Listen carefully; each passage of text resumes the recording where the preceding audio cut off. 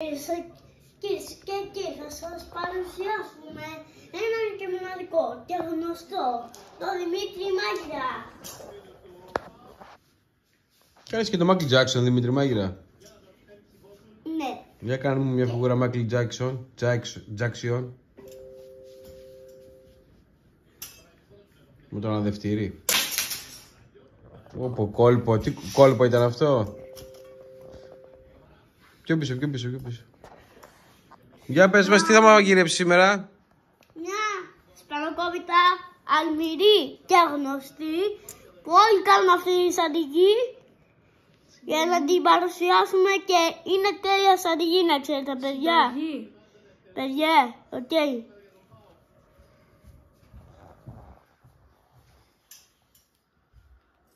Έλα από εδώ ρε, δεν θέλω να φέρνει μάνα σου. Και ο μοναδικός είμαι, ο Δημήτρης, μην το ξεχνάτε, είμαι ο Δημήτρης ο μοναδικός. Τι μας έφτιαξες Δημήτρη μοναδική, έλα εδώ. Σπανοκόπιτα που είναι μια σπανοκόπιτα που είναι ωραία και αλμυρή και γνωστή. Και γνωστή, τη γνωστή έκανε. Και ζεστή με αυτό το φύλλο, πώς φάγαμε την τυρόπιτα πάνω εκεί στην Αρεόπολη. Και για να είναι λίγο γλυκιά, θα μέλι. βάλουμε και μέλι μέσα. Τέλεια. Που αυτό το μέλι μας κάνει να είμαστε δυνατοί και αλμυροί. Γεια, καλό σας βίντεο να ανεβάσετε κι εσείς, γιατί εγώ ανέβασα.